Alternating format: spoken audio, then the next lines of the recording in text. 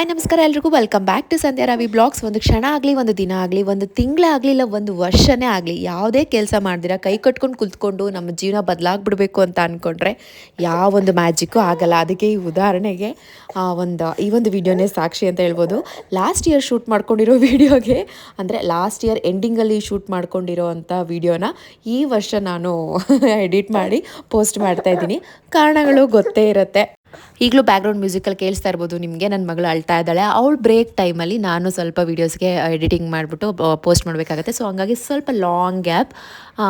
So anyway, ಎಲ್ಲರಿಗೂ wish you happy new year, ಹೊಸ ವರ್ಷದ ಆರ್ಥಿಕ ಶುಭಾಶಯಗಳು. ನಾನು ನ್ಯೂ ಇಯರ್ಗೆ ಅಂತ ರೆಸಿಗ್ನೇಷನ್ ಅಂತ ಏನೂ ಮಾಡ್ಕೊಳ್ಳಲ್ಲ. ಯಾಕಂದರೆ ಯಾವುದೂ ಬದಲಾಗಲ್ಲ. ನಾವು ಕೈ ಕಟ್ಟು ಕೂತ್ಕೊಂಡ್ರೆ ಯಾವ ಮಿರಾಕಲ್ಲೂ ಆಗಲ್ಲ. ಕ್ಯಾಲೆಂಡ್ರ್ ಬದಲಾಗುತ್ತೆ, ದಿನಗಳು ಬದಲಾಗುತ್ತೆ, ಇಸ್ವಿಗಳು ಬದಲಾಗುತ್ತೆ, ನಾವು ಬರೆಯೋ ನಂಬರ್ ಚೇಂಜ್ ಆಗುತ್ತೆ ಹೊರತು ಇನ್ಯಾವುದೂ ಚೇಂಜ್ ಆಗಲ್ಲ. ವರ್ಕ್ ಈಸ್ ವರ್ಕ್ಶಿಪ್, ಕಾಯಕವೇ ಕೈಲಾಸ ಅನ್ನೋ ಕಾನ್ಸೆಪ್ಟ್ ನಾನು ತುಂಬ ನಂಬ್ತೀನಿ. ನಾನು ದೇವ್ರ ಹತ್ರ ಯಾವಾಗಲೂ ಬೇಡ್ಕೊಳ್ಳೋದು ಒಂದೇ, ಕೈ ತುಂಬ ಕೆಲಸ ಕೊಡು. ಆ ಕೈ ತುಂಬ ಕೆಲಸ ಮಾಡೋದಕ್ಕೆ ದೇಹ ತುಂಬ ಶಕ್ತಿ ಕೊಡು ಅಂತ ನಾನು ದೇವ್ರ ಹತ್ರ ಬೇಡ್ಕೊತೀನಿ. ಆಗ ಆಟೋಮೆಟಿಕ್ಕಾಗಿ ಪೀಸ್ ಆಫ್ ಮೈಂಡ್ ಇರ್ಬೋದು, ಎಲ್ಲನೂ ಆಟೋಮೆಟಿಕ್ಕಾಗಿ ಕೈ ತುಂಬ ಕೆಲಸ ಇದ್ದರೆ ಎಲ್ಲನೂ ಸರಿ ಹೋಗುತ್ತೆ, ಎಲ್ಲರ ಜೀವನವೂ ಸರಿ ಹೋಗುತ್ತೆ. ಸೊ ನಿಮಗೂ ನಾನು ಅದನ್ನೇ ವಿಶ್ ಮಾಡ್ತೀನಿ. ಎಲ್ರಿಗೂ ಕೈ ತುಂಬ ಕೆಲಸ ಇರಲಿ, ಆ ಕೈ ತುಂಬ ಕೆಲಸ ಮಾಡೋದಕ್ಕೆ ದೇಹದ ತುಂಬ ಶಕ್ತಿ ಇರಲಿ, ಮನಸ್ಸು ತುಂಬ ಒಳ್ಳೆ ನೆಮ್ಮದಿಯಾದ ಜೀವನ ನಿಮ್ದೆಲ್ಲರದು ಆಗಲಿ ಅಂತ wish you happy new year once again.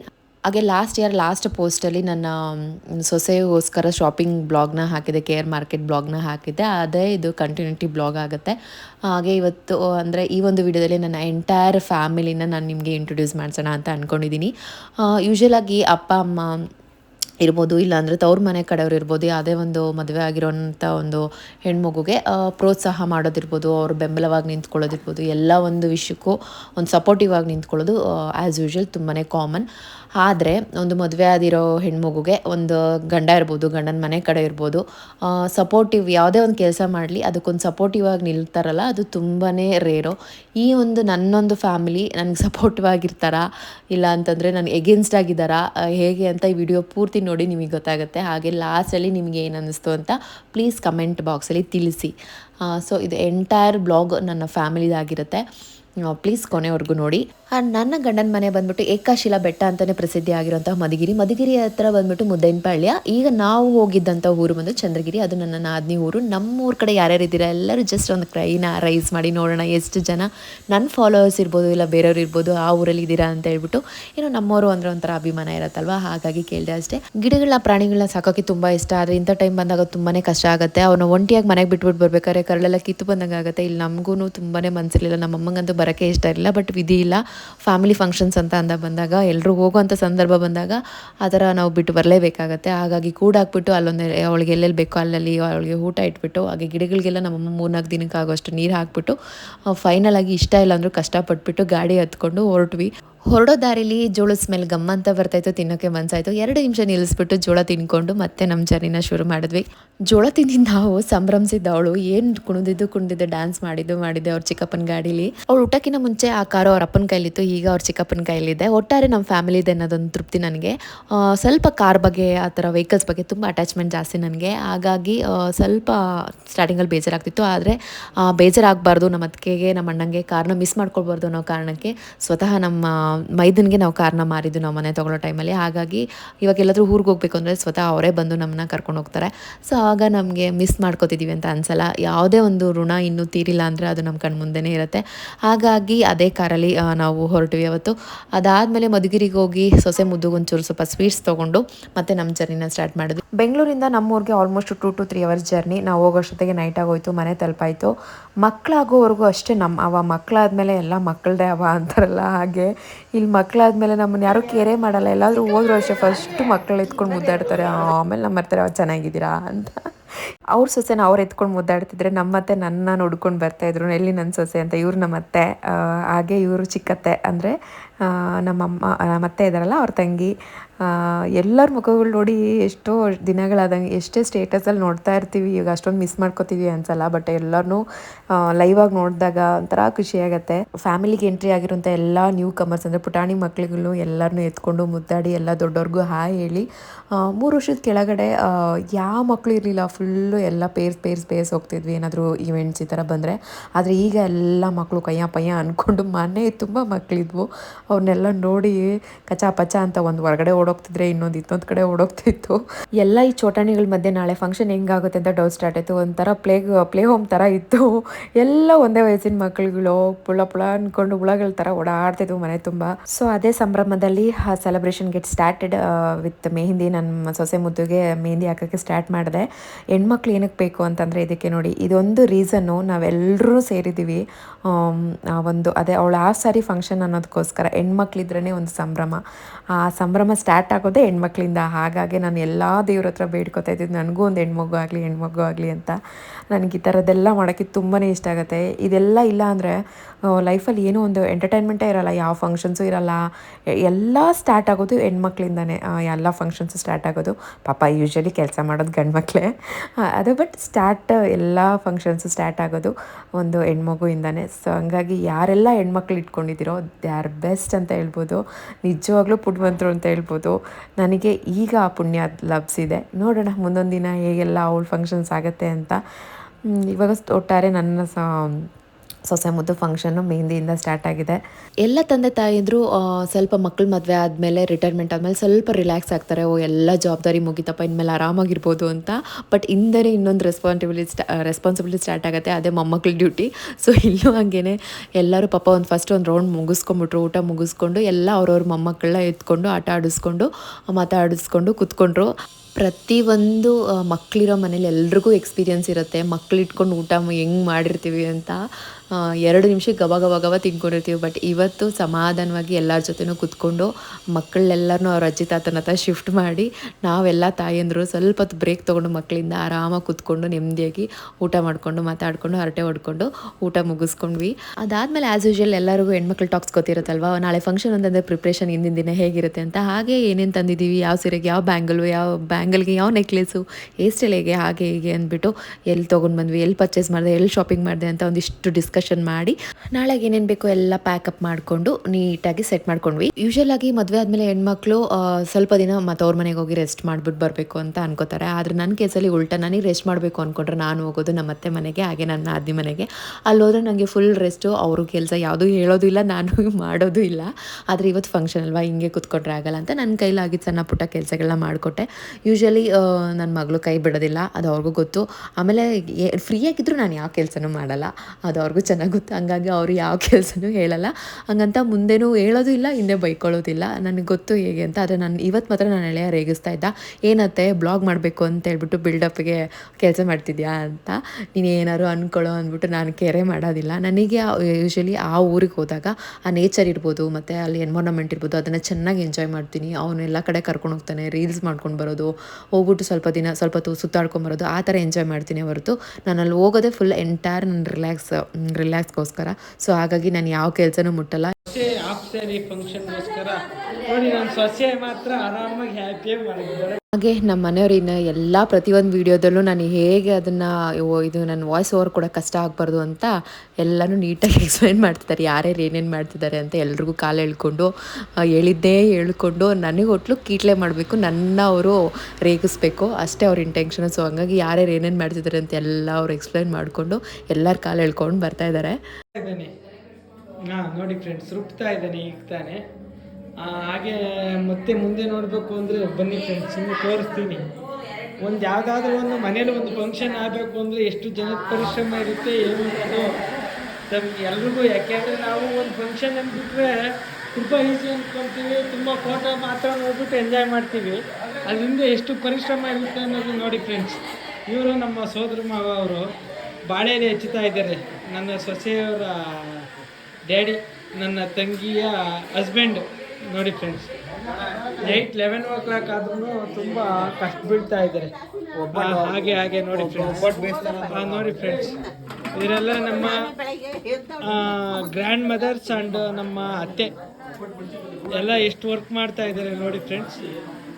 ಈಗ 11 o'clock ಆಗಿದೆ. ಇಷ್ಟಾದ್ರೂ, ಈ ಟೈಮ್ ಆದ್ರೂ ಇವರೆಲ್ಲ ತುಂಬ ಕಷ್ಟ ಬೀಳ್ತಾ ಇದ್ದಾರೆ. ಒಂದು ಫಂಕ್ಷನ್ ಆಗಬೇಕು ಅಂದರೆ ನಾವು ಫೋಟೋಲ್ಲಿ ಮಾತ್ರ ನೋಡ್ತೀವಿ. ಫೋಟೋ ನೋಡಿಬಿಟ್ಟು ತುಂಬ ಚೆನ್ನಾಗಿದೆ ಫಂಕ್ಷನ್ನು, ಹಂಗೆ ಮಾಡಿದ್ರು ಹಿಂಗೆ ಮಾಡಿದ್ರು, ಅದಕ್ಕೆ ಹೆಸರು ಬೇರೆ ಇಡ್ತೀವಿ. ಅದು ಅದು ಚೆನ್ನಾಗಿಲ್ಲ, ಇದು ಚೆನ್ನಾಗಿಲ್ಲ, ಇವ್ರು ಹಂಗೆ ಮಾಡಲಿಲ್ಲ ಹಿಂಗೆ ಮಾಡಲಿಲ್ಲ ಅಂತ. ಆದರೆ ಆ ಒಂದು ಫಂಕ್ಷನ್ ಆಗಬೇಕು ಅಂದರೆ ಎಷ್ಟು ಜನದ ಪರಿಶ್ರಮ ಇರುತ್ತೆ. ನಮ್ಮ ಮನೆಯವರು ನನ್ನ ರೇಗಿಸೋದಕ್ಕೆ ಈ ಥರ ನೋಡಿ ಫ್ರೆಂಡ್ಸ್ ಹಾಗೆ ಮಾಡ್ತಾರೆ ಹೀಗೆ ಮಾಡ್ತಾರೆ ಅಂತ ಹೇಳ್ತಾರೆ. ಬಟ್ ಆದ್ರೂ ಅವರು ತಮಾಷೆಗೆ ಹೇಳ್ತಾ ಇದ್ರು ಅದು ನಿಜವಾಗ್ಲೂ ಎಷ್ಟು ಸತ್ಯ ಅಂದರೆ, ಯೂಶ್ವಲಿ ನಾವು ಕ್ಯಾಟ್ರಿಂಗ್ ಕೊಡ್ತೀವಿ ಇಲ್ಲ ಈವೆಂಟ್ ಅವ್ರಿಗೆ ಒಪ್ಪಿಸ್ತೀವಿ. ಅವರು ಏನು ಮಾಡ್ತಾರೆ ಅಂದರೆ ಅವರು ದುಡ್ಡುಗೋಸ್ಕರ ಮಾಡ್ತಾರೆ, ನಾವು ದುಡ್ಡು ಕೊಟ್ಟು ಮಾಡಿಸ್ತೀವಿ. ಅಲ್ಲಿ ದುಡ್ಡಿನ ವ್ಯವಹಾರ ಇರುತ್ತೆ ಬಿಟ್ಟರೆ ಮನಸ್ಸಿನ ವ್ಯವಹಾರಗಳಿರಲ್ಲ. ಬಟ್ ಇಲ್ಲಿ ಎಲ್ಲರೂ ಬಂದು ಎಲ್ಲರೂ ಒಟ್ಟಾಗಿ ಕುತ್ಕೊಂಡು ಅವ್ರ ಕಾಲು ಎಳ್ಕೊಂಡು ಇವರೇ ರೇಗಿಸ್ಕೊಂಡು ಒಂದಿಷ್ಟು ಜಗಳಗಳಾಡಿಕೊಂಡು ಒಂದಿಷ್ಟು ತಮಾಷೆಗಳು ಮಾಡಿಕೊಂಡು ಎಷ್ಟು ವರ್ಷಗಳಾದಮೇಲೆ ಅದು ಒಟ್ಟಿಗೆ ಕುತ್ಕೊಂಡು ಮಾಡಿ ನೆಕ್ಸ್ಟ್ ಡೇ ಅದು ಸಂಭ್ರಮನ ಅದನ್ನ ಅನುಭವಿಸೋದಿರುತ್ತಲ್ಲ, ಅದೆಷ್ಟೇ ಕೋಟಿ ಕೊಟ್ಟು ಅದೆಷ್ಟೇ ಲಕ್ಸುರಿ ಆಗಿರೋಂತಹ ನಾವು ಈವೆಂಟ್ ಅವ್ರಿಗೆ ಒಪ್ಸಿದ್ರು ಈ ಒಂದು ವೈಬ್ ಮತ್ತು ಈ ಒಂದು ಖುಷಿನ ಯಾರ ಕೈಲೂ ತಂದ್ಕೊಡೋಕ್ಕೆ ಸಾಧ್ಯ ಇಲ್ಲ. ಇವಾಗ ಈವೆಂಟ್ ಅವರು ಮಾಡಿಕೊಡ್ತಾರೆ ಪಾಪ, ಅವ್ರು ಇಲ್ಲ ಅಂತಲ್ಲ. ಆದರೆ ಅವ್ರ ಹತ್ರ ಕುತ್ಕೊಂಡು ನಾವು ಹೊರಟೆ ಹೊಡ್ಕೊಂಡು ನಮ್ಮ ಕಷ್ಟ ಸುಖಗಳು ಮಾತಾಡ್ಕೊಂಡಿರೋಕ್ಕಾಗಲ್ಲ. ಆದರೆ ಇಲ್ಲಿ ಅಷ್ಟು ಮಿಡ್ ನೈಟಲ್ಲಿ ಎಲ್ಲ ಕೆಲಸ ಮುಗಿಸಿ ಎಲ್ಲರ ಕಾಲು ಎಳ್ಕೊಂಡು ಚೇಷ್ಟೆ ಮಾಡಿಕೊಂಡು ಕೆಲಸ ಮಾಡ್ಕೋತಾ ಇದ್ವಿ. ಆಗಿನ ಕಾಲದಲ್ಲಿ ಅದಕ್ಕೆ ಅನ್ಸುತ್ತೆ, ಒಂದು ಮನೇಲಿ ಏನಾದರೂ ಒಂದು ಫಂಕ್ಷನ್ ಆದರೆ ಎಲ್ಲರೂ ಒಂದು ವಾರಕ್ಕೋ 15 ದಿನಕ್ಕೂ ಮುಂಚೆ ಬಂದು ಎಲ್ಲ ಕೂಡ್ಕೊಂಡು ಎಲ್ಲ ಕೆಲಸಗಳನ್ನೂ ಮಾಡ್ತಾಯಿದ್ರು. ಅದೊಂಥರ ಸಂಭ್ರಮ ಇರ್ತಿತ್ತು. ಆದರೆ ಈಗಿನ ಕಾಲದಲ್ಲಿ ಸಮಯದ ಅಭಾವ ಇದೆ, ಸಂಬಂಧಕ್ಕೆ ಬೆಲೆ ಇಲ್ಲ. ಆದರೆ ಆಗಿನ ಕಾಲದಲ್ಲಿ ಸಮಯದ ಅಭಾವ ಇರ್ತಿರ್ಲಿಲ್ಲ, ಸಂಬಂಧ ಗಟ್ಟಿ ಇರ್ತಿತ್ತು. ಈಗಿನ ನಮ್ಮ ಈ ಫಾಸ್ಟ್ ಜನ್ರೇಷನಲ್ಲಿ ಮಕ್ಕಳಿಗೆ ನಾವು ಇದನ್ನು ರೂಢಿ ಮಾಡಿಸ್ಬೇಕು. ಆವಾಗ ಅವ್ರಿಗೆ ಸಂಬಂಧಗಳ ಬೆಲೆ ಗೊತ್ತಾಗುತ್ತೆ. ದೊಡ್ಡವರು ಚಿಕ್ಕವರು ಎಲ್ಲ ನಮ್ಮ ಲೈಫ್ ವ್ಯಾಲ್ಯೂಸ್ನ ಹೋಗ್ಬಿಟ್ಟು ಮಾರಲ್ ಸೈನ್ಸ್ ಅಂತ ಬುಕ್ಕಲ್ಲಿ ಓದೋವಂಥ ಪರಿಸ್ಥಿತಿ ಬಂದುಬಿಟ್ಟಿದೆ. ನನ್ನ ಮಗನಿಗೆ ಚಾಪ್ಟರ್ ಇದೆ ಮಾರಲ್ ಸೈನ್ಸ್ ಅಂತ. ಬಟ್ ಈ ಮಾರಲ್ ಸೈನ್ಸು ನಾವಿಲ್ಲಿ ಎಲ್ಲರೂ ಒಟ್ಟು ಕೂಡಿದಾಗ ಅವ್ರಿಗೆ ತಿಳಿಯುವಂಥ ವಿಷಯಗಳಿರುತ್ತಲ್ಲ, ಸುಮಾರು ಇರುತ್ತೆ. ಅದನ್ನು ನಾವು ಈ ಥರ ಒಂದು ಟೈಮ್ ಸ್ಪೆಂಡ್ ಮಾಡ್ಕೊ ಮುದ್ಕಂತ್ರ ನಾವು ಖುಷಿ ಪಡ್ಬೋದು, ನಮ್ಮ ಮಕ್ಕಳು ಇದು ನೋಡಿ ಕಲಿತ್ಕೊಳ್ತವೆ. ನನಗೆ ಈ ವಿಡಿಯೋ ಮಾಡಿ ಆಲ್ಮೋಸ್ಟು ಲಾಸ್ಟ್ ಮಂತ್ 1.5 ತಿಂಗಳು ಆಗ್ತಾ ಬರ್ತಿದೆ. ಈಗ ಆ ಹೋಳಿಗೆ ಮಾಡ್ತಿರೋದು ನೋಡಿದ್ರೆ ವಾಯ್ಸ್ ಓವರ್ ಕೊಡ್ತಾಯಿದ್ರು, ಬಾಯಲ್ಲಿ ನೀರು ಹೊರ್ತಾ ಇದೆ. ನಿಮಗೆ ಹೆಂಗೆ ಅನ್ನಿಸ್ತದೆ ಪ್ಲೀಸ್ ಕಮೆಂಟ್ ಮಾಡಿ ತಿಳಿಸಿ. ಹಾಗೆ ಮಿಡ್ ನೈಟಲ್ಲಿ ಕುತ್ಕೊಂಡು ಒಂದಿಷ್ಟು ಹೋಳಿಗೆ ತಿನ್ಕೊಂಡು ನನ್ನ ನಾದಿನಿ ನನಗೆ ಕಮೆಂಟ್ ಮಾಡ್ತಾರೆ ನೋಡಿ.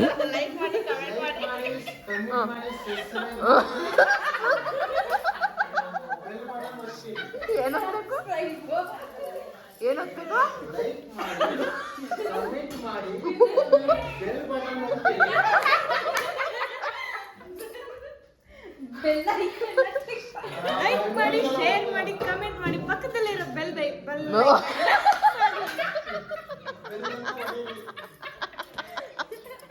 ಹೋಳಿಗೆ ಬಾಯಲ್ಲಿತ್ತು, ಮಾತು ತೊದಂತ ಇತ್ತು, ಸಿಕ್ಕಾಬಟ್ಟೆ ಎಂಜಾಯ್ ಮಾಡಿದ್ವಿ. ಎಲ್ಲೆಲ್ಲಿರೋ ಬಿಸಿ ಬಿಸಿ ಹೋಳಿಗೆ ಮಾತ್ರ ಖಾಲಿ ಆಗ್ತಿತ್ತು, ಆದರೆ ಮುಗ್ದಲ್ಲಿರೋ ನಗು ಮಾತ್ರ ಬಾಡ್ಲೇ ಇಲ್ಲ. ಫುಲ್ ಡೇ ನೈಟ್ ಚೆನ್ನಾಗಿ ಎಂಜಾಯ್ ಮಾಡಿದ್ವಿ. ಆಟ ಆಡಿಕೊಂಡು ಹರಟೆ ಹೊಡ್ಕೊಂಡು ಮಕ್ಕಳು ಮಲಗಿದ್ ಹೋಗ್ಬಿಟ್ಟು ಏನೂ ನೋಡ್ತೀರಾ ಫುಲ್ ಡೇ ನೈಟ್ ಚೆನ್ನಾಗಿ ಆಟ ಆಡ್ಬಿಟ್ಟು 1-2 ಅವರ್ ನಿದ್ದೆ ಮಾಡಿ ಎದ್ದು ಬಂದು ಆಚೆಗಡೆ ಕಾಫಿ ಕುಡಿತಾ ಇದ್ದೀವಿ. ಮನೆ ಮುಂದೆನೇ ಬೆಟ್ಟದ ಫುಲ್ ಫಾಗು. ಅರ್ಲಿ ಮಾರ್ನಿಂಗ್ ಒಂದು ಕಪ್ ಕಾಫಿ ಹಿಡ್ಕೊಂಡು ಕುಡಿತಾ ಇದ್ರೆ ಬಿಸಿ ಬಿಸಿಯಾಗಿ ಹೇಗಿರುತ್ತೆ ಹೇಳಿ. ಮನೆಯಿಂದ ಮುಂದೆ ಎದ್ದು ಬಂದರೆ ರೈಟ್ ಸೈಡ್ಗೆ ದೇವಸ್ಥಾನ, ಆ ಕಡೆ ಹಸು ಕರುಗಳು, ಮುಂದಗಡೆ ದೊಡ್ಡ ಬೆಟ್ಟ, ಹಿಂದಗಡೆ ಫುಲ್ ತೆಂಗಿನ ತೋಟ, ಫುಲ್ ಹಳ್ಳಿ ವಾತಾವರಣ. ಅದು ಟೆಂಟ್ ಹಾಕಿರೋದ್ರಿಂದ ನಿಮಗೆ ನೀಟಾಗಿ ವ್ಯೂ ಕಾಣಿಸ್ತಿಲ್ಲ, ಬಟ್ ಇಟ್ ಇಸ್ ಹೆವನ್ ಅಂತ ಹೇಳ್ಬೋದು. ನನಗಂತೂ ತುಂಬಾ ಇಷ್ಟ ಈ ಪ್ಲೇಸು. ಮನೆ ಮೇಲ್ಗಡೆ ನಿಂತ್ಕೊಂಡ್ರೆ, ಮನೆ ಮೇಲ್ಗಡೆನೇ ಫಂಕ್ಷನ್ ಮಾಡ್ತಾ ಇರೋದು. ಈಗ ನೋಡ್ಬೋದು ರವಿ ಎದ್ದು ಬಂದು ಆಚೆ ಫುಲ್ಲು ನೋಡ್ಕೊಂಡು ನಿಂತಿದ್ದಾರೆ. ನಾವು ಆಚೆ ಬೆಂಗಳೂರಲ್ಲಿ ಇದ್ದರೆ ಹಿಂಗೆ ಆಚೆ ಬಂದುಬಿಟ್ಟು ಈ ಥರ ವಾತಾವರಣನ ಫೀಲ್ ಮಾಡೋಕ್ಕೂ ಸಾಧ್ಯ ಇಲ್ಲ. ಆಚೆ ಬಂದರೆ ಬರೇ ಹೋಗಿ ಗಾಡಿ ಸೌಂಡು ಅದೇ ಬರುತ್ತೆ, ಬಟ್ ಇಲ್ಲ ಆಗಲ್ಲ. ಬೆಳಗ್ಗೆ ಎದ್ದ ತಕ್ಷಣ ಈ ಸಿನಿಮಾದಲ್ಲಿ ತೋರಿಸ್ದಂಗೆ ಫುಲ್ಲು ಫಾಗು, ಮತ್ತು ಚಿಲಿಪಿಲಿ ಅಕ್ಕಿಗಳೆಲ್ಲ ಕಿಚ್ ಕಿಚ್ ಕಿಚ ಅಂತ ಇರುತ್ತೆ. ಅದ್ರ ಜೊತೆ ಕೋತಿಗಳು ಬೇರೆ ಬರುತ್ತೆ, ಅದ್ರ ಜೊತೆ ಕರು ಅಂತೂ ಅಂಬಾ ಅಂತ ಕೂಗ್ತಾ ಇರೋ ಸೌಂಡು, ಅದೆಲ್ಲ ಎಷ್ಟು ಚೆನ್ನಾಗಿರುತ್ತೆ ಅಂದರೆ ಅದಕ್ಕೋಸ್ಕರ ಅದು ಫೀಲ್ ಮಾಡೋಕ್ಕೆ ಇಲ್ಲಿ ಆಲ್ಮೋಸ್ಟ್ ಆ ಹಳ್ಳಿ ವಾತಾವರಣದಲ್ಲಿ ಇರೋರು ಅದನ್ನು ನೋಡಿ ನೋಡಿ ನೋಡಿ ಅವ್ರಿಗೆ ಅದು ಆ್ಯಸ್ ಯೂಶ್ವಲ್ ಅದೇನೋ ಸ್ಪೆಷಲ್ ಅನ್ಸಲ್ಲ. ಬಟ್ ನೇಚರ್ ಇಷ್ಟಪಡೋರಿಗೆ, ಈ ಹಸು ಕರುನ ಇಷ್ಟಪಡೋರಿಗೆ, ಒಟ್ಟು ಅಲ್ಲಿ ವೈಫ್ನ ಇಷ್ಟಪಡೋರಿಗೆ ಖಂಡಿತ, ನನಗಂತೂ ಎಕ್ಸ್ಪೆಷಲಿ ತುಂಬ ಅಂದರೆ ತುಂಬ ಇಷ್ಟ ಆಗುತ್ತೆ. ಸೊ ಹಂಗಾಗಿ ನಾನು ಆ ಊರಿಗೆ ಹೋದರೆ ನಾನು ಯಾವ ಕೆಲಸನೂ ಮುಟ್ಟಲ್ಲ, ನಾನು ಏನೂ ಮಾಡಲ್ಲ, ಕೊಟ್ಟಿದ್ದನ್ನು ತಿಂತೀನಿ, ಆರಾಮಾಗಿ ಎಂಜಾಯ್ ಮಾಡ್ಕೊಂಡು ಅದನ್ನು ಫೀಲ್ ಮಾಡ್ಕೊಂಡಿರ್ತೀನಿ. ಆಲ್ರೆಡಿ ಅಲ್ಲೇ ಇರೋರಿಗೆ ಇದೆಲ್ಲ ಅಭ್ಯಾಸ ಆಗಿಬಿಟ್ಟಿರುತ್ತೆ. ಸೊ ಅದನ್ನೆಲ್ಲ ಫೀಲ್ ಮಾಡಿಕೊಂಡು ಚೆನ್ನಾಗಿ ನನ್ನ ಸಿಸ್ಟರ್ ಜೊತೆ ಕಪ್ ಕಾಫಿ ಕುಡ್ಕೊಂಡು ಕೆಳಗಡೆ ಇಳಿದ್ರೆ ಆಲ್ರೆಡಿ ಎಲ್ಲರೂ ನನ್ನ ಸೊಸೆ ಮುದ್ದುಗೆ ಏನಿರುತ್ತೆ ವಿಚುವಲ್ಸ್ ಅದೆಲ್ಲ ಸ್ಟಾರ್ಟ್ ಮಾಡ್ಕೋತಾಯಿದ್ರು. ನಾನು ಹೋಗಿ ಜಾಯ್ನ್ ಆಗಿ ಅವಳಿಗೊಂದಿಷ್ಟು ಅರಿಶಿನ ಹಚ್ಚಿದೆ. ಈ ಒಂದು ಪರ್ಟಿಕ್ಯುಲರ್ ಟೈಮಲ್ಲಿ ಅರಿಶಿನ ಹಚ್ಚೋದು ಏನಕ್ಕೆ ಅಂತ ನನಗೆ ತಿಳಿದಿರೋ ಮಟ್ಟಿಗೆ ಏನಕ್ಕೆ ಅಂದರೆ, ಈ ಒಂದು ಪರ್ಟಿಕ್ಯುಲರ್ ಟೈಮಲ್ಲಿ ಹಾರ್ಮೋನ್ಸ್ ಇಂಬ್ಯಾಲೆನ್ಸಿಂದ ಮುಖದಲ್ಲಿ ಬರೋ ಪಿಂಪಲ್ಸ್ ಇರ್ಬೋದು, ಹೇರ್ ಗ್ರೋತ್ ಇರ್ಬೋದು, ಅದನ್ನೆಲ್ಲ ಕಂಟ್ರೋಲ್ ಮಾಡೋದಕ್ಕೆ ಆ್ಯಂಟಿಬಯೋಟಿಕ್ ಆಗಿರೋಂತಹ ಟರ್ಮರಿಕ್ ಅಂದರೆ ಅರಿಶಿನದಿಂದ ಸಾಧ್ಯ ಅನ್ನೋದಕ್ಕೋಸ್ಕರ ಈ ಒಂದು ವಿಚುವಲ್ಸ್ ಅಂದರೆ ಈ ಒಂದು ಸಂಪ್ರದಾಯದ ಮುಖಾಂತರ ಅರಿಶಿನ ಹಚ್ಚೋದು, ಎಳ್ಳೆಣ್ಣೆ ಹಚ್ಚೋದು, ಅದನ್ನೆಲ್ಲ ಬಾಡಿಯ ಉಷ್ಣಾಂಶವನ್ನು ಅದು ಒಂದು ಕಂಟ್ರೋಲ್ ಮಾಡುತ್ತೆ ಅಂತ ನಾನು ಅಂದ್ಕೊಂಡಿರೋದು. ಏನಾದರೂ ತಪ್ಪಿದರೆ ಸರಿ ಇದ್ದರೆ ನಿಮಗೇನಾದರೂ ಗೊತ್ತಿದ್ದರೆ ದಯವಿಟ್ಟು ಕಮೆಂಟ್ ಬಾಕ್ಸಲ್ಲಿ ತಿಳಿಸಿ. ಹಾಗೆ ಎಲ್ಲರೂ ಆರತಿ ಮಾಡಿ ಆ ಒಂದು ಎಣ್ಣೆ ಶಾಸ್ತ್ರ ಅಂದರೆ ಅರಿಶಿನ ಹಚ್ಚೋ ಶಾಸ್ತ್ರನ ಮುಗಿಸ್ಕೊಂಡ್ವಿ. ನನ್ನ ಬಿಟ್ಟು ಕಾಫಿ ಕುಡಿದ್ರಲ್ಲ ಅಂತ ಹೇಳ್ಬಿಟ್ಟು ಮತ್ತೆ ಇನ್ನೊಂದು ಕಾಫಿ ಹಿಡ್ಕೊಂಡು ಬಂದು ನನ್ನ ತಂಗಿ. ಅವಳ ಜೊತೆ ಒಂದು ಸ್ವಲ್ಪ ತಾಟೆ ಹೊಡ್ಕೊಂಡು ಮತ್ತೆ ಇನ್ನೊಂದು ಕಪ್ ಕಾಫಿ ಕುಡ್ಕೊಂಡು ಅಲ್ಲೇ ಸ್ವಲ್ಪ ತಾಟ ಆಡಿಕೊಂಡು ಪ್ರಶಾಂತವಾಗಿ ಅಲ್ಲಿ ಕಾಣ್ತಿದ್ದಾನಲ್ಲ ಅವನು ಚಾರ್ಲಿ ಅಂತ. ಅವ್ನು ನಿಜವಾದ ಹೆಸರೇ ಮರ್ತೋಗ್ಬಿಟ್ಟಿದೆ ನನಗೆ. ನನ್ನ ಮಗ ಅವನ ಹೆಸರು ನಿಜ ಮರ್ತೋಗ್ಬಿಟ್ಟಿದೆ. ಚಾರ್ಲಿ ಅಂತಲೇ ಹೆಸರು ಕಟ್ಬಿಟ್ಟು ಹಾಗೆ ಇದೊಂದು ಪೂಜೆ ಇದೆಯಲ್ಲ, ಲಿಂಗ ಪೂಜೆ ಮಾಡಿ ಪಾದೋದ್ಕ ತೊಗೊಂಡ ಮೇಲೆ ನಮಗೆ ಸೂತಕ ಕಳೀತು ಅಂತ ಅರ್ಥ. ಇದು ನಮ್ಮ ಇದರಲ್ಲಿ ಮ್ಯಾಂಡ್ರೇಟ್ರಿ ಆಗಿರೋವಂಥ ಒಂದು ಸಂಪ್ರದಾಯ. ಅದ್ರ ಜೊತೆಗೆ ಕೆಲವೊಂದು ಆಲ್ಮೋಸ್ಟ್ ಏನೋ ಹೋಮಗಳು ಅದೆಲ್ಲನೂ ಮಾಡಿಸಿದ್ರು.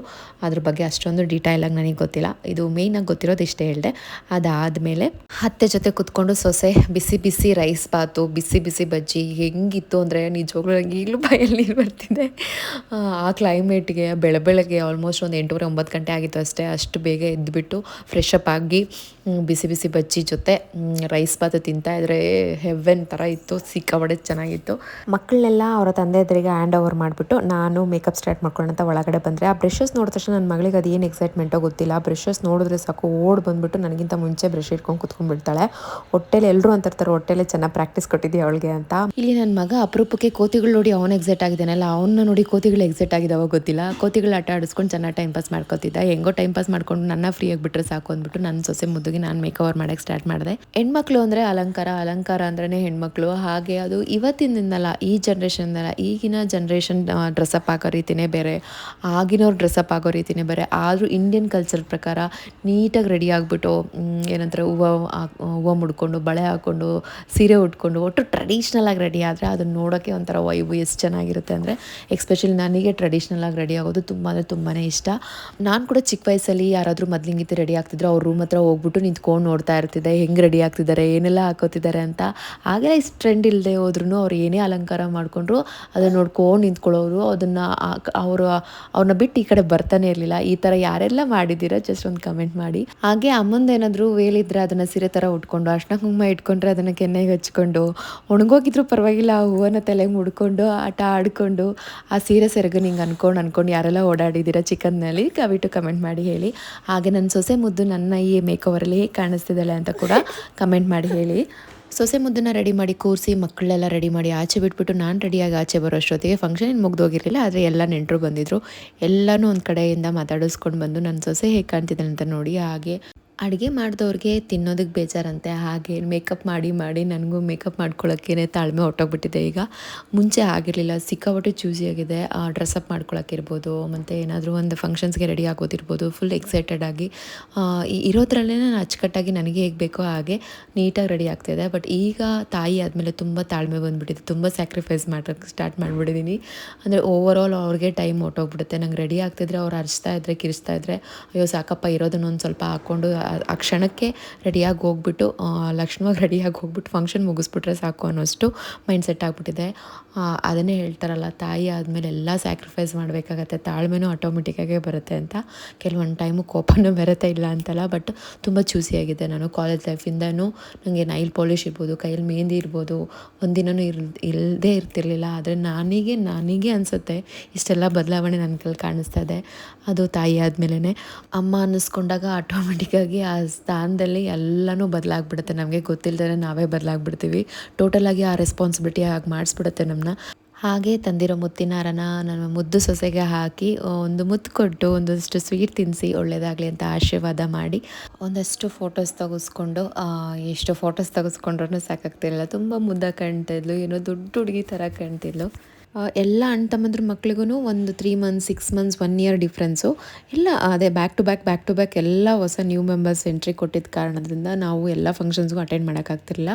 ಆಫ್ಟರ್ ಲಾಂಗ್ ಬ್ಯಾಕ್ ಎಲ್ಲರೂ ಮತ್ತೆ ಒಟ್ಟಿಗೆ ಸೇರಿದಾಗ ಯಾವ ಕೆಲಸ ಮಾಡೋಕ್ಕೂ ಮನಸ್ಸಿರ್ತಿರಲಿಲ್ಲ. ಬರ್ರೇ ಹರಟೆ ಹೊಡೆಯೋದು, ತರಲೆ ಮಾಡೋದು, ಒಂದಷ್ಟು ಫೋಟೋಸ್ ತೊಗೊಳ್ಳೋದು, ರೀಲ್ಸ್ ಮಾಡ್ಕೊಳ್ಳೋದು ಆವಾಗ್ಲೂ ಮಾಡ್ತಿದ್ವಿ. ಈಗಲೂ ಮಕ್ಕಳಿದ್ರೂ ಬಿಟ್ಟಿಲ್ಲ. ಕೆಲವೊಂದು ರೀಲ್ಸ್ ಮಾಡಿಕೊಂಡು ಒಂದಿಷ್ಟು ಫೋಟೋಸ್ ತೊಗೊಂಡ್ವಿ. ಆಮೇಲೆ ಆ ಬ್ಯಾಕ್ ಡ್ರಾಪ್ ಹೇಗಿತ್ತು ಅಂದರೆ ಬ್ಯಾಕ್ಗ್ರೌಂಡು ಫೋಟೋಸ್ ತೆಗೆಸ್ಕೊಳ್ಳೋಕ್ಕೆ ತುಂಬ ಚೆನ್ನಾಗಿತ್ತು. ಬಟ್ ಅನ್ಫಾರ್ಚುನೇಟ್ಲಿ ಸ್ವಲ್ಪ ಮಳೆ ಬಂದಿದ್ದರಿಂದ ಅಷ್ಟೊಂದು ಕಂಫರ್ಟಬಲ್ ಅನಿಸ್ಲಿಲ್ಲ. ಬಟ್ ಆದ್ರೂ ತುಂಬಾ ಚೆನ್ನಾಗಿತ್ತು. ಫಾಗು ಆಲ್ಮೋಸ್ಟ್ ಮಧ್ಯಾಹ್ನ ಆದರೂ ಮಳೆ ಫಾಗು ಹಾಗೇ ಇತ್ತು. ನನ್ನ ಸೊಸೆಗಂತೂ ಎಷ್ಟು ಪಾಪ ಅವ್ರ ಫೋಟೋಗ್ರಾಫರ್ ನಿಂತ್ಕೋ ಈಗ ನಿಂತ್ಕೋ ಅಂತೇಳಿ ಅವ್ರಿಗೂ ಸುಸ್ತಾಗ್ತಿತ್ತು. ಅದಕ್ಕಿನ್ನೂ ನಿಂತ್ಕೊಳ್ಳೋಕ್ಕೆ ಅದು ಪೋಸ್ ಕೊಡೋಕ್ಕೆ ಅದಕ್ಕೆಲ್ಲ ಅಷ್ಟು ಬರಲ್ಲ, ಅದಿನ್ನೂ ಚಿಕ್ಕ ಹುಡುಗಿ. ಆದರೆ ಆ ಒಂದು ಗ್ಯಾಪಲ್ಲಿ ನಾವೊಂದಿಷ್ಟು ಫೋಟೋಸ್ ತೊಗೊಂಡ್ವಿ, ಮಕ್ಕಳ ಜೊತೆ ಎಲ್ಲ ಎತ್ಕೊಂಡು ಆಟ ಆಡಿಕೊಂಡು ಒಂಥರ ಚೆನ್ನಾಗಿತ್ತು ಆ ಒಂದು ದಿನ. ಕೊನೆಗೆ ಎಲ್ಲ ಫಂಕ್ಷನ್ ಮುಗಿದ್ಮೇಲೆ ಆರತಿ ಮಾಡಿ ನನ್ನ ಸೊಸೆಗೆ ಆ ಫಂಕ್ಷನ್ನ ಅಲ್ಲಿಗೆ ಎಂಡ್ ಮಾಡಿದ್ವಿ. ಆರತಿ ಮಾಡಿ ಎಬ್ಬರಿಸಿದ್ವಿ ಅಲ್ಲಿಂದ. ಅದಾದಮೇಲೆ ಇನ್ನು ಎಲ್ಲರೂ ಹೊರಡೋರೆಲ್ಲ ಹೊರಡ್ತಾಯಿದ್ರು.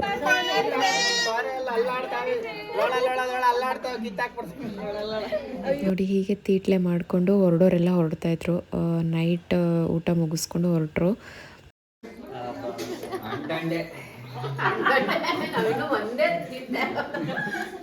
ಮನೇಲಿ ಯಾವಾಗಲೂ ಒಬ್ಬರೇ ಕುತ್ಕೊಂಡು ತಿನ್ನೋದಿದ್ದೆ ಅಂತ ಇವತ್ತು ಒಂದೇ ನೆಲೆಯಲ್ಲಿ ಕುತ್ಕೊಂಡು ತಿನ್ನೋಣ ಅಂತ ಹೇಳ್ಬಿಟ್ಟು ನಮ್ಮ ತಂಗಿರೆಲ್ಲರೂ ಸೇರಿ ಒಂದೇದಲ್ಲಿ ತಿಂತಾಯಿದ್ವಿ.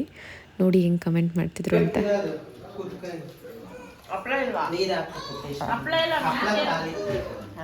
ನೋಡಿ ಫ್ರೆಂಡ್ಸ್, ಈ ಹೆಣ್ಮಕ್ಳು ಮನೇಲಿ ಮಾತ್ರ ಅಯ್ಯೋ ಏನು ತಿನ್ನೋದೇ ಇಲ್ಲ, ತುತ್ತು ಮುತ್ತು ಕೊಡ್ತಾರೆ. ಇಲ್ಲಿ ನೋಡಿ ಫ್ರೆಂಡ್ಸ್ ಅಯ್ಯೋ 3 ಜನ ಬಕಾಸುರನ್ ಫ್ಯಾಮಿಲಿ ಅನ್ನೋ ಥರ ತಿಂತಾ ಇದ್ದಾರೆ ನೋಡಿ ಫ್ರೆಂಡ್ಸ್. ಅಯ್ಯೋ ಆ ದವಡೆ ಈ ದವಡೆಯಲ್ಲಿ ಎಲ್ಲ ಒತ್ತಿಸ್ಕೊಂಡು ನೋಡಿ ಫ್ರೆಂಡ್ಸ್, ಇವರು ಒತ್ತಿಸ್ಕೊಳ್ತಾ ಇದ್ದಾರೆ, ಅವರು ಒತ್ತಿಸ್ಕೊಳ್ತಾ ಇದ್ದಾರೆ ನೋಡಿ ಫ್ರೆಂಡ್ಸ್. ಅಯ್ಯೋ ಆಗ ಫ್ರೆಂಡ್ಸ್ ಇಲ್ಲಿ ನೋಡಿ ಈ ಲಾಸ್ಟ್ ಇರೋರು ನೋಡಿ, ಇವ್ರು ನೋಡಿ ಫ್ರೆಂಡ್ಸ್. ಅಯ್ಯೋ ಆ ಸೆಂಟ್ರಲ್ಲಿ ಇರೋರು, ಆ ಲಾಸ್ಟಲ್ಲಿ ಇರೋರು ಬಕಾಸುರ ಊಟದ ಜೊತೆ ನಗುನು ಜಾಸ್ತಿ ಆಯಿತು, ಹಾಗೆ ಕೋಪನೂ ಸ್ವಲ್ಪ ಜಾಸ್ತಿ ಆಗಿತ್ತು. ಅದನ್ನು ಕೂಲ್ ಮಾಡಲಿಕ್ಕೆ ಅಂತ ಹೇಳ್ಬಿಟ್ಟು ರವಿ ಒಂದು ಸ್ವಲ್ಪ ಫ್ರೂಟ್ ಸಲಾಡ್ ಮಾಡಿಟ್ರು. ಎಲ್ಲರೂ ಕುತ್ಕೊಂಡು ಇನ್ನೂ ಸ್ವಲ್ಪ ಹರಟೆ ಹೊಡ್ಕೊಂಡು ಎಲ್ಲರೂ ಕುತ್ಕೊಂಡು ಫ್ರೂಟ್ ಸಲಾಡ್ ತಿಂದು ಅವತ್ತು ನೈಟ್ ನಾವು ಅಲ್ಲೇ ಕಳೆದ್ವಿ. ಯಾಕಂದರೆ ಅರ್ಲಿ ಮಾರ್ನಿಂಗ್ ನನಗೆ ಇನ್ನೊಂದು ಮೇಕಪ್ ಇತ್ತು ಅದೇ ಊರಲ್ಲಿ, ಅಂದರೆ ಪಕ್ಕದ ಊರಲ್ಲಿ. ಸೊ ಹಾಗಾಗಿ ಅಲ್ಲೇ ಎಲ್ಲ ಸ್ಟೇ ಮಾಡಿದ್ವಿ. ಮಿಡ್ಲಲ್ಲಿ ನನ್ನ ಫ್ಯಾಮಿಲಿ ನನಗೆ ವಿಶ್ ಮಾಡಿದ್ದು ಈ ರೀತಿ ಇತ್ತು ನೋಡಿ.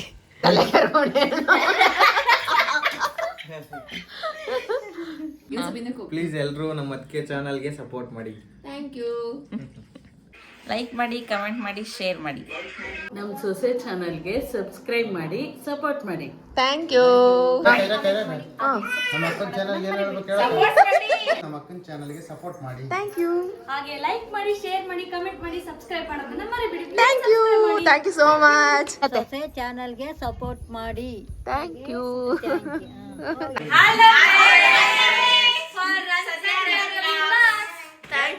Thank you so much. ನನ್ನ ಫ್ಯಾಮಿಲಿನ ನಾನು ಯೂಟ್ಯೂಬ್ ಚಾನಲ್ ಸ್ಟಾರ್ಟ್ ಮಾಡಿದ್ವಿ. ಫಸ್ಟ್ ಟೈಮ್ ಮೀಟ್ ಮಾಡಿದಾಗ ಅವರ ಅಭಿಪ್ರಾಯ ಕೇಳಿದಾಗ ಅಂದರೆ ನನ್ನ ಚಾನಲ್ಸ್ ವೀಡಿಯೋಸ್ ಹೇಗೆ ಬರ್ತಿದೆ ಅಂತ ಹೇಳಿ ಅಂತ ಹೇಳಿದಾಗ ಅವರು ಮನಸಾರೆ ವಿಶ್ ಮಾಡಿದ ರೀತಿ ಇದು ತುಂಬ ಖುಷಿ ಆಯಿತು ನನಗಂತೂ. ಈ ಥರ ಸಪೋರ್ಟಿವ್ ಫ್ಯಾಮಿಲಿ ತುಂಬ ರೇರು, ಅಂದರೆ ಅದೇ ಹೇಳಿದ್ನಲ್ಲ ಗಂಡನ ಮನೆ ಕಡೆ ಈ ಥರ ಸಪೋರ್ಟಿವ್ ಫ್ಯಾಮಿಲಿ ಸಿಗೋದು ತುಂಬ ರೇರು. ಅವ್ರ ವಿಶಸ್ ಎಲ್ಲ ತೊಗೊಂಡು ಅವ್ರ ಬ್ಲೆಸ್ಸಿಂಗ್ಸ್ ಎಲ್ಲ ತೊಗೊಂಡು ಮಲಗೋ ಅಷ್ಟೊತ್ತೆ ಸ್ವಲ್ಪ ಹೊತ್ತು ಸಖತ್ತಾಗಿ ಆಟ ಆಡಿದ್ವಿ. ಒಂದಿಷ್ಟು ಗೇಮ್ಸ್ ಎಲ್ಲ ಆಡಿ ಮಲಗೋ ಅಷ್ಟೊತ್ತಿಗೆ 12 ಗಂಟೆ ಆಯಿತು. ಅರ್ಲಿ ಮಾರ್ನಿಂಗ್ ಅಲ್ಲೇ ಹತ್ರದಲ್ಲಿರೋವಂಥ ಒಂದು ಹಳ್ಳೀಲಿ ನನಗೆ ಬ್ರೈಡಲ್ ಮೇಕಪ್ ಇತ್ತು. ಸೊ ಆ ಬ್ರೈಡಲ್ ಮೇಕಪ್ ಮುಗಿಸ್ಕೊಳ್ಳೋಕ್ಕೆ ಅಂತ ಹೇಳ್ಬಿಟ್ಟು ಹೋಗ್ತಿದ್ವಿ. ಆ ಹಳ್ಳಿ ವಾತಾವರಣದಲ್ಲಿ ಗಾಡಿ ಓಡಿಸ್ಕೊಂಡು ಹೋಗ್ತಿದ್ವಿ. ಎಷ್ಟು ಮಜವಾಗಿತ್ತು ಅಂದರೆ, ನಾನು ಹೋಗಿದ್ದ ಲೊಕೇಶನ್ ಇನ್ನೂ ಸೂಪರಾಗಿತ್ತು. ಎಲ್ಲಿ ನೋಡಿದ್ರು ಹಸು ಕರುಗಳಿತ್ತು, ಮತ್ತು ಅಲ್ಲೇ ಮನೆ ಮುಂದೆನೇ ಮದುವೆ ಮಾಡ್ತಾಯಿದ್ರು. ಈ ಒಂದು ಸೀನ್ ತುಂಬ ಚೆನ್ನಾಗಿದೆ ನೋಡಿ. ಅಮ್ಮ ಅಂತಿದೆ ಚಿನ್ನಮ್ಮ. ನೋಡು ಅದ್ರಮ್ಮ ಹೆಂಗ್ ಸಿಗ್ನಲ್ ಮಾಡುತ್ತೆ ನೋಡು, ಚಿನ್ನು ಬಾಯಿಲಿದ್ದೀನಿ ನಾನು ಅಂತ. ಓನು ಬಂಗಾರ, ಅಯ್ಯೋ ನೋಡಮ್ಮ ಅಮ್ಮ ಅಂತಿದೆ. ನೀನು ಅಮ್ಮನ ಕರಿತಿಲ್ಲ ಹಂಗೆ. ಅಯ್ಯೋ ಅಮ್ಮ ಅಂತಿದ್ದೆ. ಅಯ್ಯೋ ಬಂಗಾರ ನೋಡು ಚಿನ್ನಮ್ಮ ಅಮ್ಮನ ಹೆಂಗ್ ಕರಿತೈತೆ ನೋಡಮ್ಮ. ಅಯ್ಯೋ ನೀನು ಅಮ್ಮನ ಕರಿತೀಯಲ್ಲ ಹಂಗೆ. ಬಾಯಿರೋ ಮನುಷ್ಯರಿಗೆ ಎಲ್ಲ ಫೀಲಿಂಗ್ಸು, ಎಲ್ಲ ಭಾವನೆಗಳು, ಎಲ್ಲ ಒಂದು ಕರಳು ಸಂಬಂಧ, ತಾಯಿ ತಂದೆ ಪ್ರೀತಿಯ ವಿಶ್ವಾಸ ಅದೊಂದು ಬರೀ ಅವ್ರಿಗೆ ಇರಲ್ಲ, ಆ ಮೂಗು ಜೀವಿಗಳಿಗೂ ಇರುತ್ತೆ ಅನಿಸುತ್ತೆ. ಎಷ್ಟು ಚೆನ್ನಾಗಿ ಕೂಗ್ತಾಯಿತ್ತು ಅಂದರೆ, ಅದೆಲ್ಲೋ ಶೆಡ್ಡಲ್ಲಿರೋ ಅಂಬ ತನ್ನ ಕರು ಕೂಗ್ತಿದ್ರೆ ಜೋರಾಗಿ ಕೂಗ್ತಿತ್ತು. ಅದು ನೋಡಿ ನನಗೆ ನಿಜ ಒಂಥರ ತುಂಬ ಎಮೋಷ್ನಲ್ ಆಗ್ಬಿಡ್ತು. ಒಂಥರ ಚೆನ್ನಾಗಿತ್ತು. ಇದು 9 ದಿನದ ಕರು ಅಂತ, ಎಷ್ಟು ಮುದ್ದಾಗಿತ್ತು.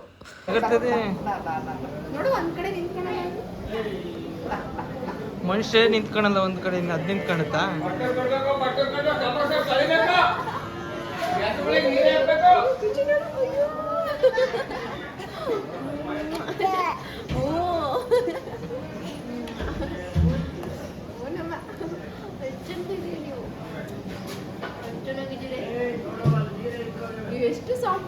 ಬಂದಿರೋ ಕೆಲಸನೇ ಮರೆತುಬಿಟ್ಟು ಆ ಕರು ಜೊತೆ ಹಸು ಕರುಗಳ ಜೊತೆ ನೋಡಿಕೊಂಡು ಫುಲ್ಲು ಅದನ್ನು ನೋಡ್ತಾ ಇದ್ವಿ. ನಿಜ ನನಗನ್ಸುತ್ತೆ ಈ ಹಸು ಕರು ಸೇವೆ ಆಗಲಿ ಈ ಥರ ಒಂದು ಆ ಥರ ಒಂದಿದು ಆ ವಾತಾವರಣದಲ್ಲಿ ಬೆಳೆಯುವಂಥದ್ದು ಎಲ್ರಿಗೂ ಪುಣ್ಯ ಅಂತಾರೆ ಅದನ್ನು. ಅದು ನಿಜವಾಗ್ಲೂ ಎಲ್ರಿಗೂ ಸಿಗೋಲ್ಲ. ಇಲ್ಲಾಂದರೆ ಅದು ಸಿಕ್ಕರೆ ಮಾಡೋಕ್ಕೆ ಅವ್ರಿಗೆ ಇಂಟ್ರೆಸ್ಟ್ ಇರೋಲ್ಲ. ಇಂಟ್ರೆಸ್ಟ್ ಇರೋರಿಗೆ ಆ ಥರ ಸಿಚುವೇಶನ್ ಕ್ರಿಯೇಟ್ ಆಗೋಲ್ಲ. ನನಗೆ ತುಂಬ ಅಂದರೆ ತುಂಬ ಇಂಟ್ರೆಸ್ಟ್ ಅದ್ರ ಬಗ್ಗೆ ಗೊತ್ತಿದೆಯೋ ಗೊತ್ತಿಲ್ಲ, ಬಟ್ ಪ್ರೀತಿ ಅಂತೂ ಇದೆ. ಅದನ್ನು ನೋಡೋಣ ಮುಂದೊಂದು ದಿನ ಆ ದೇವರು ನನಗೆ ಆ ಥರ ಒಂದು ಜೀವನ ಸಾಕು ಅಂತ ಚೈತನ್ಯ ಕೊಡ್ತಾನ ಅಂತ. ಬಟ್ ನಂಗೆ ತುಂಬ ಅಂದರೆ ತುಂಬ ಇಷ್ಟ ಆಯಿತು ಆ ಒಂದು ಫುಲ್ಲು ಎಂಟೈರ್ ಲೊಕೇಶನ್ನು. ಮನೆ ಮುಂದೆನೇ ಮದುವೆ ಮಾಡ್ತಾಯಿದ್ರು.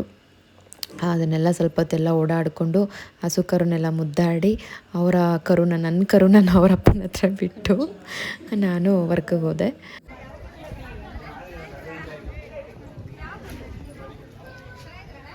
ಫೈನಲಿ ಹಳ್ಳಿ ಸೊಗಡಲ್ಲಿ ಒಂದು ಬ್ಯೂಟಿಫುಲ್ ಆಗಿರೋ ಮೇಕೋವರ್ ಮುಗೀತು. ತುಂಬ ಚೆನ್ನಾಗಿ ಕಾಣ್ತಿದ್ರು ಹುಡುಗಿ.